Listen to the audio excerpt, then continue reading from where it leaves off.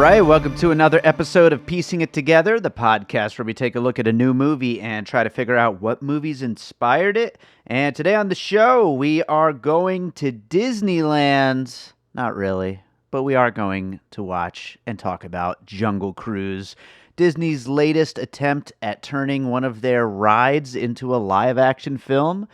And I actually had a lot of fun with this movie. It's ridiculous and probably shouldn't work, but thanks to The Rock and Emily Blunt and just a whole bunch of fun stuff that happens in this movie, I had a blast. And joining me to talk about it is Chauncey Telese from LA Podfidential. We've been trying to get Chauncey on the podcast for a while now, and we have a great conversation lined up here. So before we get to that, I do want to remind you, as always, to make sure you're subscribed to Piecing It Together wherever you listen to podcasts. You can rate and review us on Apple Podcasts or Podchaser, and also over on Good Pods, which we've been kind of trying to promote lately. I don't know if anyone's listening on Good Pods, but if you are, let me know. I'd love to know that you are. You can also follow us on social media at Piecing Pod. Join our Facebook group, Popcorn and Puzzle Pieces. Check out our Patreon, the Produced by David Rosen Patreon, where I post bonus content and advanced content. I got stuff from Piecing It Together, from Awesome Movie Year, from my music career. It's patreon.com/bydavidrosen. I will actually be posting another conversation I had with Chauncey on M. Night Shyamalan's Old on there tomorrow. And then that will eventually hit the main Piecing It Together show feed when that movie hits VOD. But if you want to check it out now, it will be on the Patreon. So yeah, that about does it for the whole pre-show spiel. I feel like I'm the guy that tells you all the rules before you get on a ride at Disney or something like that. But anyway, let's get to the conversation about Jungle Cruise. All right, so we are going to talk about Disney's Jungle Cruise today, and with me is Chauncey Telese from LA Podfidential. Chauncey, how's it going? It is fantastic. I'm glad we finally got to do this. I know, we've been trying to get you on the show for a while now, and I don't know, this is such a ridiculous movie, but I had so much fun with it. I'm sure we're going to have a lot of fun talking about it. Mm-hmm. Well, it is your first time on the show, so why don't you tell our listeners a little about you and your podcast and what you do? Well, I'm an NFL writer for LAFBnetwork.com. I cover the Los Angeles Rams, and my podcast centers around the Rams, the Chargers. We also talk superhero news, Dodgers, Lakers, and movie trailers and whatever is going on in pop culture. It's basically a grab bag of really fun stuff. Yeah, you guys do quite a lot of different stuff, but all centered around entertaining things, it seems Exactly. like. Yeah, absolutely. Well, this movie is an entertaining thing, that's for sure. I mean, I didn't know going into this whether I was going to like it, to be honest. Like, I certainly got the, classic old school adventure vibes that I knew that was the plan and what they were going for. And I like that. And I like the stars. I love, who doesn't like The Rock, at least a little bit, and Emily Blunt. But it just seemed like such a thin premise to make a movie about. But were you looking forward to this? I kind of was. I'm like, you know what? It looks like they're trying to do The Mummy. Except on a boat, and because Emily Blunt needs The Rock. He's like a rogue, and he also knows how to like find stuff. And I figured they would try to do some of the elements on the ride, which kind of make it in there at the beginning, and they just like don't really worry about it anymore. But I thought it was going to be a serviceable, fun time, and it was. Are you a fan of the ride? I am. Like it used to be one of my favorites to go on at Disneyland. There was always these super long waits, so you have to get there early. And if you had the right tour guide, the jokes worked. I'd love to do it with The Rock as the tour guide. That would be he'd be very good at it. I wonder how much they could charge for that. Oh, I think you do it for free if they're just promoting the movie. You totally do it for free. Sure. Yeah, I'm down. I'll fight the insane crowds for that. That sounds like fun. But yeah, let's start getting into some puzzle pieces. We'll get into what worked and didn't work, and just some of the fun stuff about this movie along the way. But what do you got for your first piece? So I already mentioned my first piece is The Mummy. Like from the first trailer, I'm like, oh, okay, that they're doing The Mummy. She's got a brother. She's a plucky but underappreciated scientist. In the case of The Mummy, Rachel Weisz I believe is the museum curator, but same deal. No one takes her seriously because it's early 1900s and she's a woman. Sure. And then she's got a very British, very flamboyant brother, much like in The Mummy. Mm-hmm. And then she meets The Rock, who's more of a rogue, a very tough guy, kind of scraping by the seat of his pants. Yep. Like Rick O'Connell was kind of like an Indiana Jones. The Rock is a little bit less than that. He's before you get into the movie, he's kind of a crumb bum. He has a bootleg Jungle Cruise operation. Just tries to squeak by. He's got Paul Giamatti chasing after him. There's a lot of chases in the beginning, which the Mummy Sure. does a lot. And then you get into the supernatural element, which also dovetails with my other puzzle piece on it, but we'll get to that later. And Sure. then, of course, they're all trying to go after a treasure. In this case, it's a flower that can cure diseases. Yeah. Which that seems to be some like version of that seems to be the MacGuffin for like so many of these kinds of adventure movies. It's always about finding that eternal life or unlimited power item somewhere deep in the wilderness. That's the MacGuffin for Anaconda Blood Orchid too, like or the Anaconda 2. Yes. Which they didn't even Yeah. need because they didn't even have a MacGuffin in the first one. It just, well, we're filming a documentary and there's an anaconda. But that That's element was there right. too. I'm like, oh, there's a tree. It's like, oh, well, anaconda too, just like that. Yep. It's true. It's true. Well, you know what? Speaking of which, my first puzzle piece, Anaconda. I think just to kind of like piggyback right off the Mummy, because if you put these two movies together, obviously all the things you were just talking about with the Mummy, the specific character archetypes that The Rock and Emily Blunt are kind of slipping into, and of course the big over the top villains, our main one played by Jesse Plemons, but then also Yeah. Paul Giamatti kind of as a fun one, but especially Jesse Plemons just going big and over the top, and he's so much fun to watch. Just like I'm drawing a blank on the actor's name right now, but the guy who plays the Mummy in the Mummy, he's so much fun to watch. Arnold Vosloo. Yes, there you go.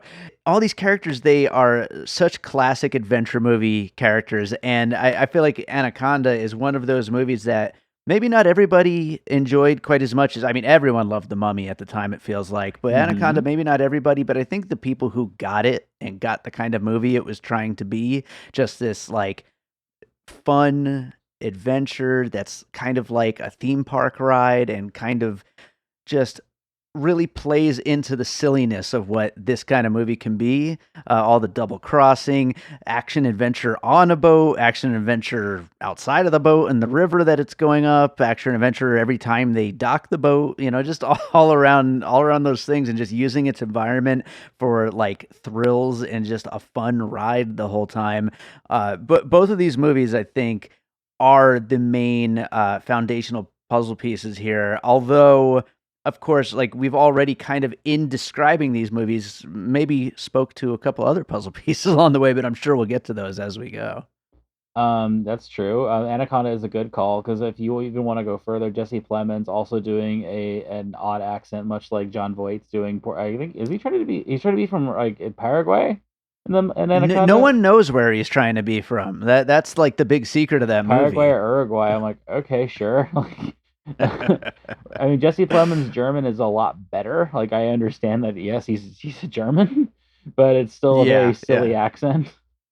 Mm-hmm. And a very strange. He's a very strange villain too. Yeah, I'm also not sure if Prince Joachim. I don't know if that's a German name. Is it? I was wondering about that. I'm like, are there any Joachims? I've never heard of a Joachim.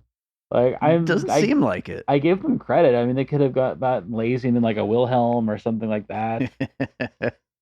Yeah, for sure. Yeah, very strange performance, but he is just so much fun to watch. Him and Giamatti are on that list of people that make everything they're in at least 5% better, no matter Absolutely. what. Guaranteed. Yeah, I totally agree with that, and that might come up in one of my upcoming puzzle pieces. But let's go back to you though. What do you got for your next piece?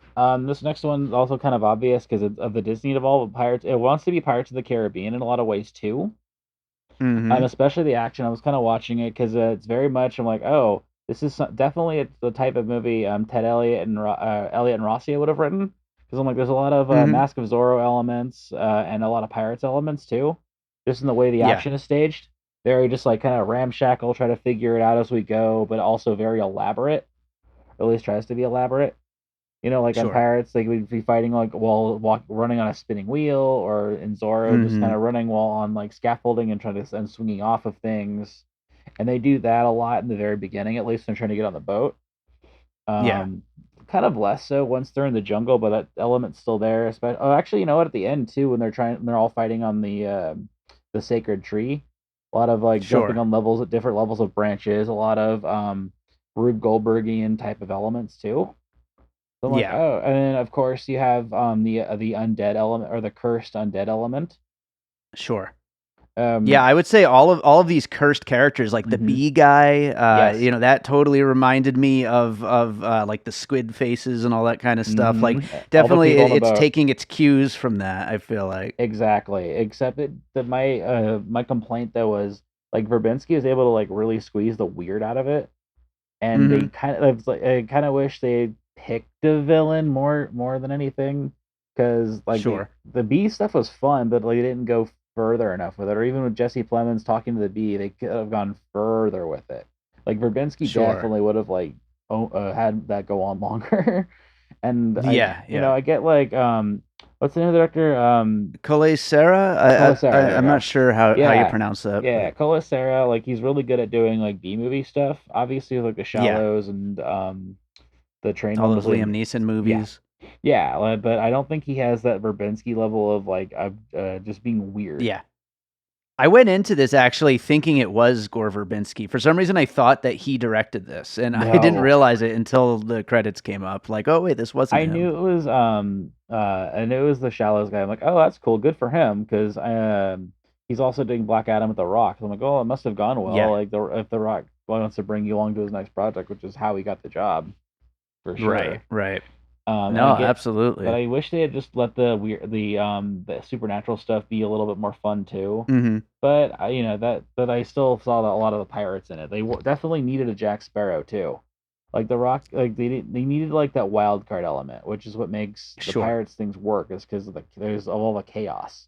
There wasn't a lot of chaos. Yeah, I could see that, and I feel like I feel like they tried to spread that chaos around Hmm. maybe a little bit too much, where The Rock never quite got to do that much, really over the topness the way that a Jack Sparrow would, and neither did Emily Blunt, neither did her brother's character McGregor, Jack Whitehall. Hmm. Nobody really ever got to go there. It's a little bit more grounded overall, even though there are so much like crazy fantastical elements.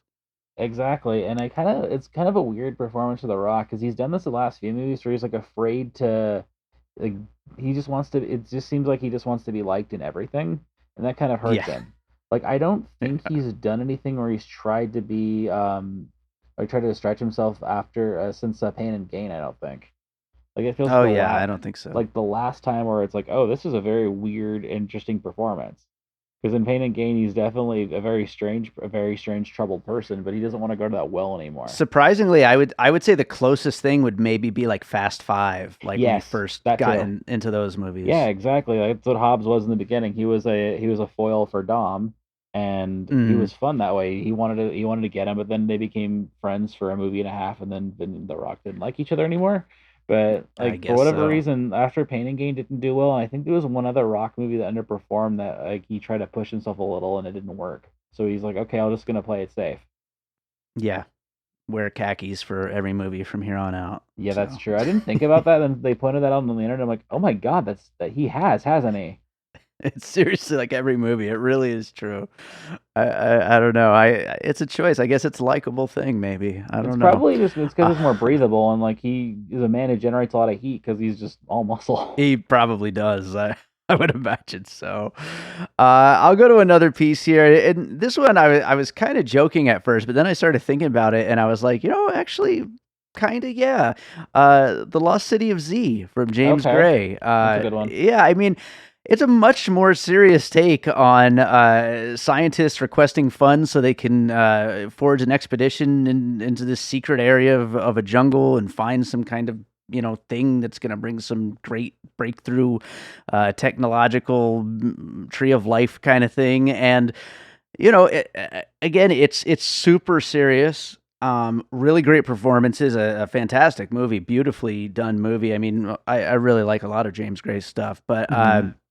you know, this kind of just takes that setup and goes off the rails. And while, yeah, we can point to things like The Mummy and Anaconda and the Pirates movies. I think that, like we said, it never quite goes as silly as it could be. Like, it doesn't quite get like that Jack Sparrowness or anything like that. I think, maybe there's a little bit of a groundedness here, but certainly not like a Lost City of Z. But I'm just saying, they definitely are trying to make a movie that feels like an actual story somewhere within all this Well, craziness. the Lost City of Z, because the Lost City of Z does a lot of these scenes, the pitching in front of the like society for funding, and you get a lot of the Yes. harumph people, a lot of harumph people, Yeah. which the Lost City of Z has in spades. Oh, They're yeah. always booing Charlie Hunnam when he's trying to like, no, I found this place. No, that's ridiculous. Boo. Yeah. And like Jack That's Whitehall, poppycock. yep, Jack Whitehall via Emily Blunt gets that a lot. So I'm like, that makes total sense. Yep, I can see where they saw Lost City. He's like, oh, we need a couple of harumph people. And then, of course, at the end, it's, well, we don't need your society. Ha! And it's like, oh, well, I never. You have a lot of those. They found a lot of good. Never. They found a lot of really good offended Brits, which is always Yes. fun. A lot of good Absolutely. old stuffy Brits for them to just offend and like there was a couple people fanning themselves. The pounding, like it was just perfect. Like, yep, Lost City of Z, I think brought that back in a lot of ways. Definitely. All right, so what do you have for your next piece? I already alluded to Mask of Zorro. It definitely again, just another Terry Elliott Ross joint. Aladdin too, just a lot of that element.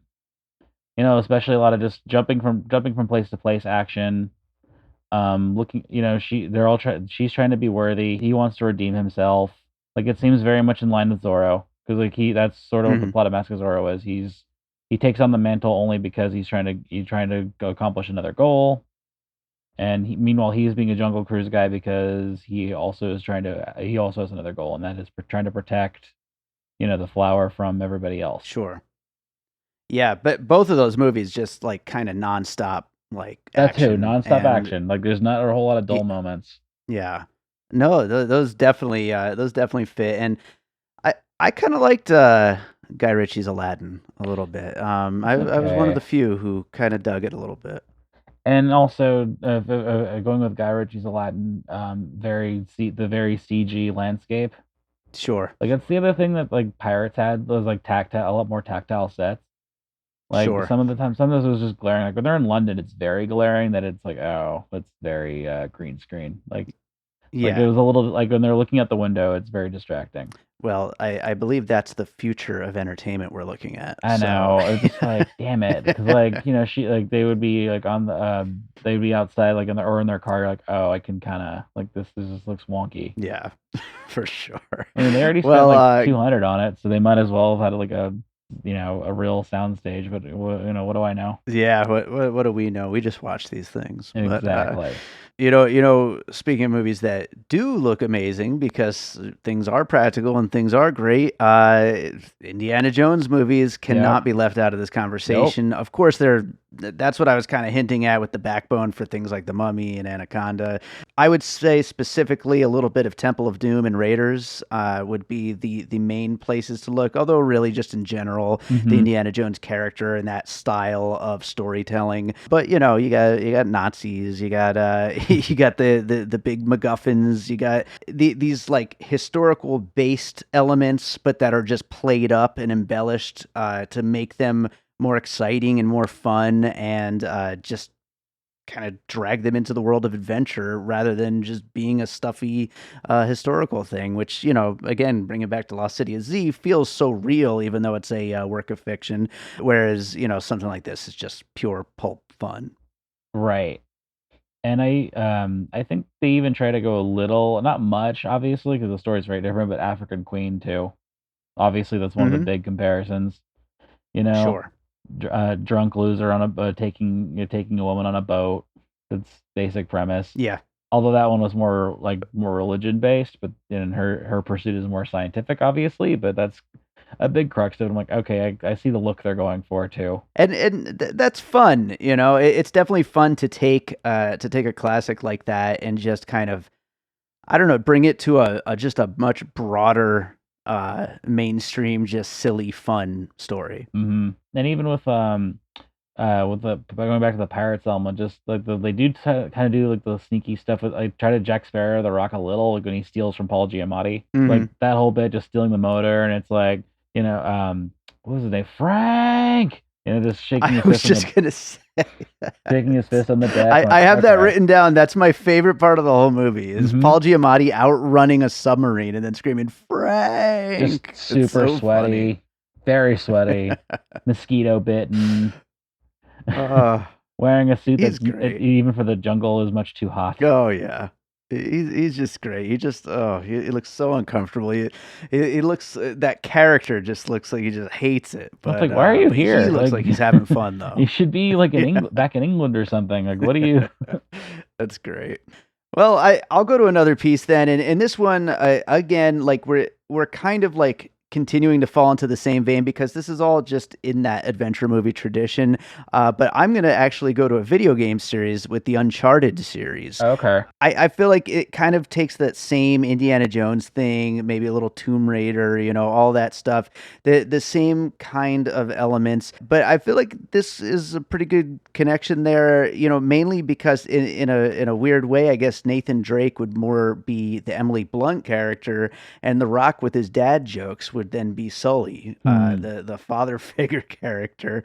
And they definitely have a really fun rapport, the two of them, and he is just so corny with his jokes, which between that and the khakis, I guess it just speaks to what he's trying to put out there into the world. The Rock brand, which is very much what he is now, is just a brand rather than a human being that's out there acting in movies. Well, he doesn't sleep. But he does not. No, definitely not. Just work out, social media, and making movies, making big, gigantic action movies. I swear he must shoot like three scenes from 3 different movies a day, plus do stuff for the Young Rock, plus do stuff for for his tequila company.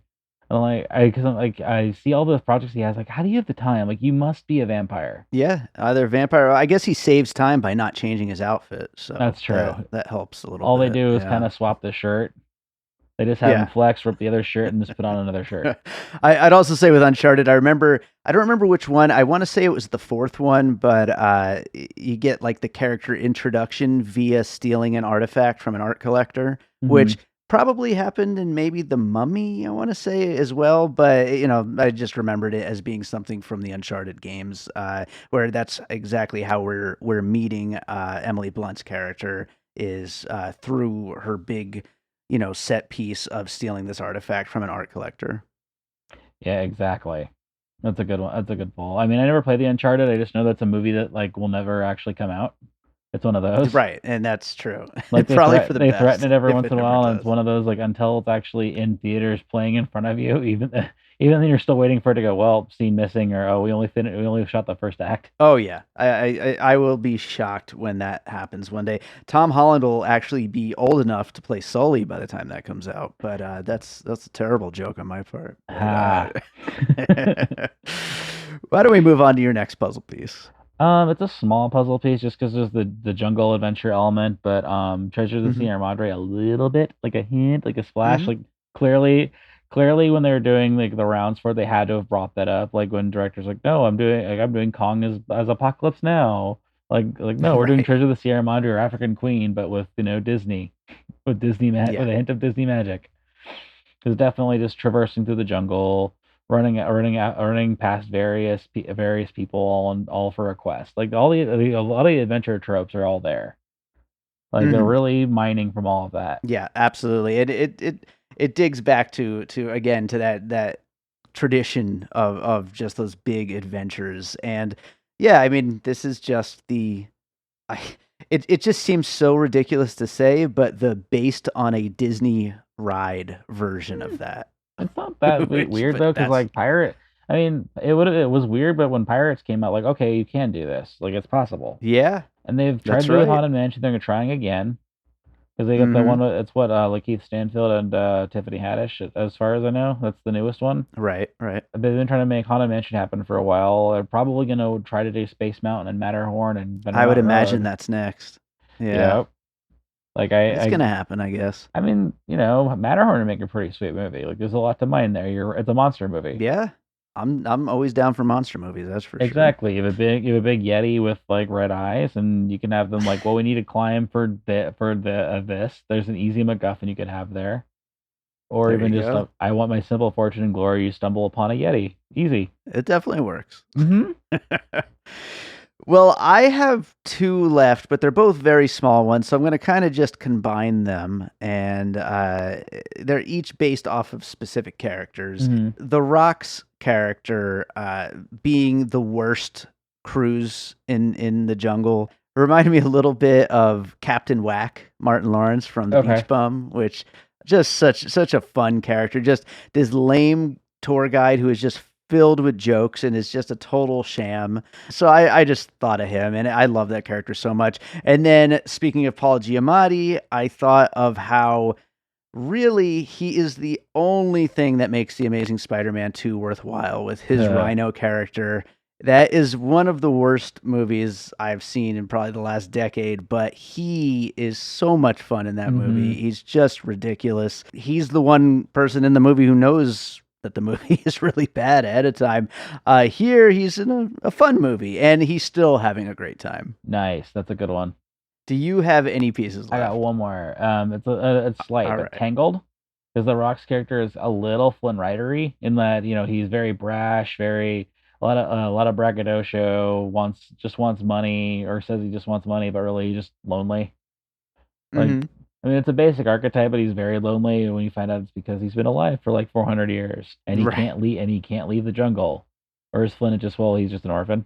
But Mhm. same kind of thing. Just like especially the way like they antagonize each other, and he's like very much like, I don't want to be around. I keep trying to get her to quit at every moment, and she just doesn't. He's like, Sure. well, okay, and then they end up falling in love, which I thought was a very strange choice because Yeah, their it's chemistry completely didn't. unnecessary. Their chemistry didn't speak to that. I'm like, I could buy them as friends for sure, Mhm. but I don't like. Oh, I hope they end up together. Like, I don't care. Just Yeah. let her show him like London, but like, oh, well, now we're married and we're living with our brother. Which is pretty much where it would Oh, end wait, up, wait, I had but one other small one because there's a bit that they do in the movie. I'm like, oh, Spaceballs, when they're bringing down Jack Whitehall's luggage. Oh, I thought of that too, I'm yeah. like, oh, it's Her Yeah, Royal Highness's matched luggage, I and it's totally thought of that in what the it's in here. theater, Oh, and I forgot to write it down. it's my dinnerware, and I can't survive without it. Yeah. Like, oh, it's the same thing as the hairdryer. Oh, perfect. Amazing. That rules. That's a great piece to go out on here. I love it. I'm going to go ahead and do the finished puzzle, then we'll get into any closing thoughts we have. We talked about The Mummy, Anaconda, Pirates of the Caribbean, The Lost City of Z, The Mask of Zorro, Aladdin, Indiana Jones, African Queen, Uncharted, Treasure of the Sierra Madre, The Beach Bum, Amazing Spider-Man 2, Tangled, and Spaceballs. Of course, adventure movies, the main thing. I mean, I feel like this is a thing that happens whenever I do an episode of Piecing It Together on an adventure movie. It seems to kind of almost cannibalize itself within the genre. Like you're always going to get Indiana Jones. You're always going to get The Mummy in there. You're going to get some of these movies, but it's part of what makes the genre fun, and maybe part of why we don't get these movies that often. Right. No, I know.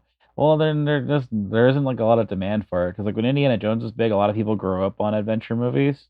That's why Spielberg Mhm. and Lucas made it too. Like, well, we had adventure serials, but then if people go, oh, I remember adventure movie like swashbuckling heroes from the 40s, but you don't really have that anymore. Like, Right. because I think most executives kind of froze in amber in the 80s and just kind of forgot like what made the 80s work.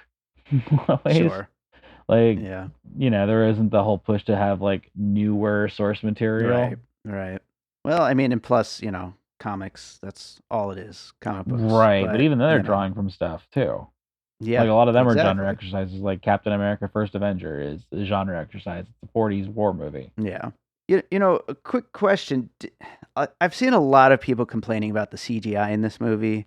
Generally, I'm not someone who complains. If I enjoy the rest of the movie, CGI isn't going to hurt it for me. Did you think the CGI was bad? I mean, we kind of touched on it briefly while talking about the bad guys. Sometimes, like when the snake bad guy, I'm like, okay, well, like I didn't mind like the sub. I'm like, well, obviously it's gonna be a big CGI sub. Like it doesn't look as bad as like League of Extraordinary Gentlemen, or like Right. that stuff is very chintzy. But Yeah. like I'm like, oh, like it sometimes it was a little like the snakes did like look super computery after a while, but that's okay. I'm like, that's kind of, I get it. Like, what are you gonna do? But Yeah. sometimes just like the backgrounds, like I wish they had like filmed more in a little bit more in real locations at least. Sure. Like the dock where like all the boats are, I know was real because I've seen the same Regal thing like 500 times with them like with her zip lining down and all that. Right. But I Right. wish they had like filmed. I don't know, like this would have like I don't know when they filmed it. Well, no, they'd filmed it before COVID, I think. Yeah, because this was supposed to come out last year, right? Yeah, last July. So I would have liked to see them try maybe filming a little more in like Hawaii or something.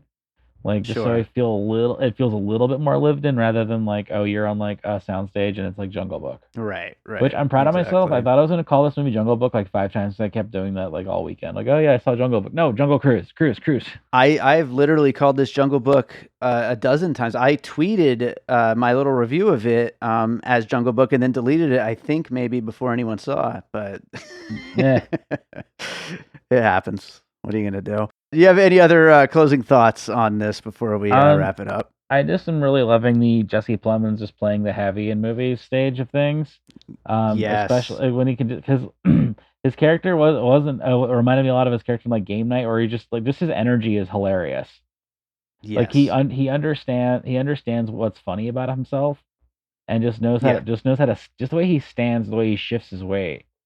And Mhm. even like in his uniform, I'm like, oh, he's he's a much bigger presence because like, I've had a season passes on Jesse Plemons since Friday Night Lights, and it's been very strange to see how how he's aged, Yeah. because he's definitely gotten, he's become a bigger person, and especially in Mhm. Jungle Book, you notice that because the uniform's very tight, but he understands what's very weird about himself, and he knows how to use his body just to get a laugh. Like even just cocking his eyebrow, strange, is funny. Right.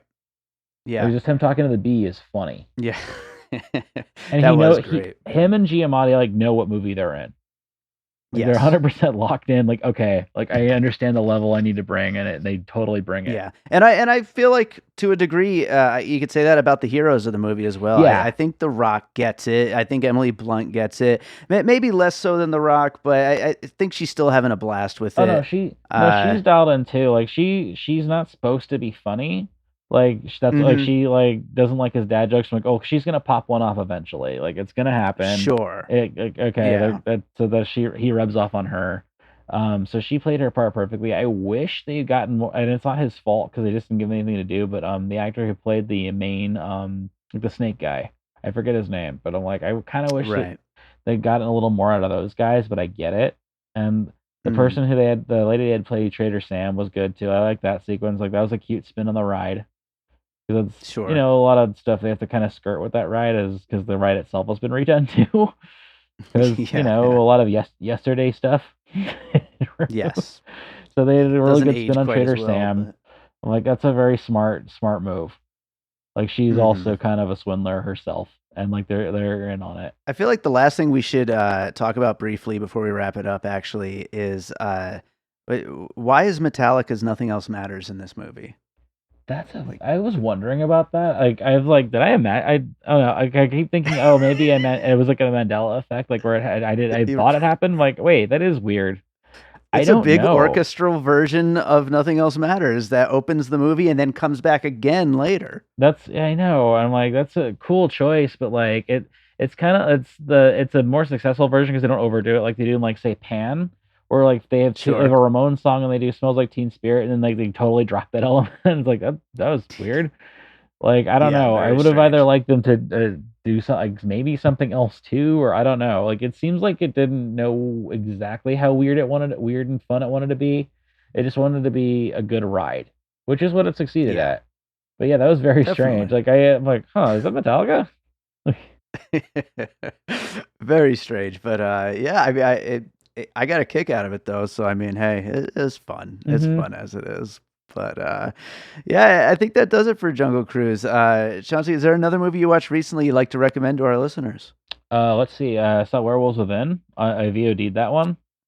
That's a Sure. very fun movie. Like I was like, I Yeah. was very surprised. Like I saw people online talking about it, and I got burnt by that before. Like I wasn't a huge milkshake.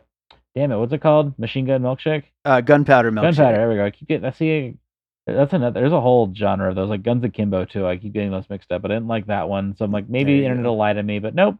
Werewolves Within, delightful movie. Everybody loves that movie. I honestly didn't love it. Everybody else does though. I'm like the only one.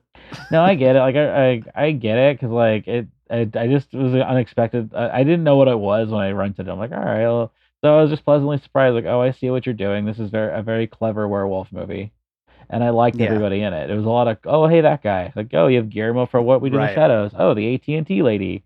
Oh, Sam Richardson. I like Sam Richardson. Oh, Michaela Watkins. The AT&T lady was good in it. I know, like, especially when you get to the end, like, oh, that's cool. Like, she was the bad guy. That's very neat. Yeah.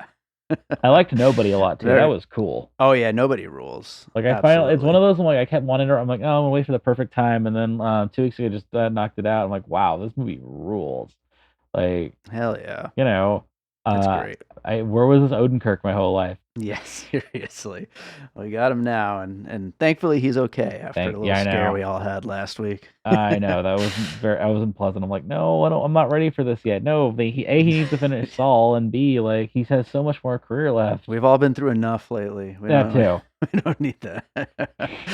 Well, Chauncey, this was great. Why don't you tell people again where they can find you and your podcast? You can find LA Podfidential anywhere you can download your podcast, so Apple Podcasts, Spotify, wherever. You can also read my LA Rams pieces on LAFBnetwork.com. And I'm on Twitter at BigChauncey64. Beautiful. Well, thank you so much for doing the show. I'm glad we finally were able to get you on. I know. And you need to come on mine. We got to preview fall movies. I'm looking forward to it. Let's do it.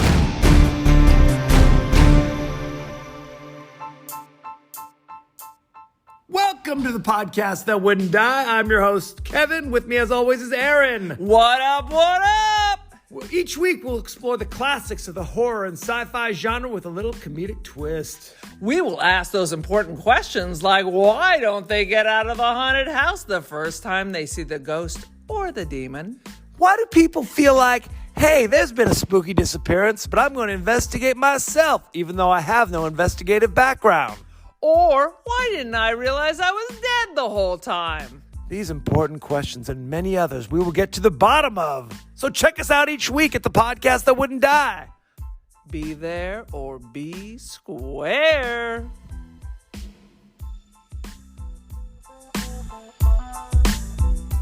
All right, so I hope you enjoyed that conversation about Jungle Cruise. Thanks to Chauncey for joining me on that one. Make sure to check out LA Podfidential.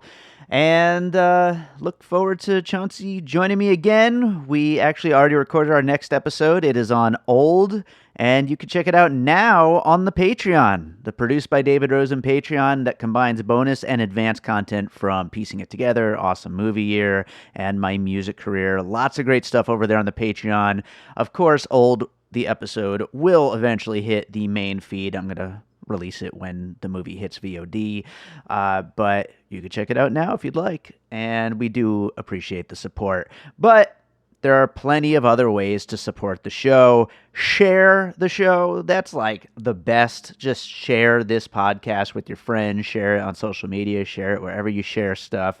Of course, you could also rate and review us on Apple Podcasts or Podchaser and over on Good Pods. You can subscribe wherever it is you're listening. I mean, if you're listening right now and you're not actually subscribed, do that. That helps. Follow us on social media at PiecingPod and join our Facebook group, Popcorn and Puzzle Pieces, where we continue the conversation about all the movies we talk about here on the show. And that's the stuff you could do if you like what we're doing here. And of course, just get in touch. I love to hear from people about what they think of the show. If we missed any big puzzle pieces, what we could be doing better, what you love about it, all of it. I just love to hear from people. And of course, if you'd like to join me for an episode one of these days, get in touch about that too. Or have me on your podcast. Get in touch about that too. Anyway, let's wrap this thing up with a piece of music like I always do. And I was trying to think of something adventurous for this adventure movie. And I don't know if I've ever played this before, maybe at some point, but in between albums, I used to release these free bonus albums on my Bandcamp profile, which are still there at davidrosen.bandcamp.com. All my main albums are there for sale, but also there are 3 free albums of bonus tracks, remixes, and stuff that just didn't make the main albums. This is a track from one of those free bonus albums. The album is called Another Sky. The track is called The Garden. And it's a cool track. It's a cool album. It is free on my Bandcamp, so you should just go download it and maybe check out the other albums while you're at it. But yeah, I hope you enjoy this track. It's called The Garden. And holy crap, I can't believe I did not realize this until just now. But my latest album, David Rosen, also has a song called The Garden. I don't know how I made that mistake. I just blew my mind here a little bit, guys. This is something you guys don't need to know about. This is kind of a rambling end of episode thing, but wow, I can't believe I named 2 of my songs The Garden. That's insane. I mean, the title fits both of them, so whatever. It is what it is. Do any big name artists have 2 songs with the same title? I wonder, huh?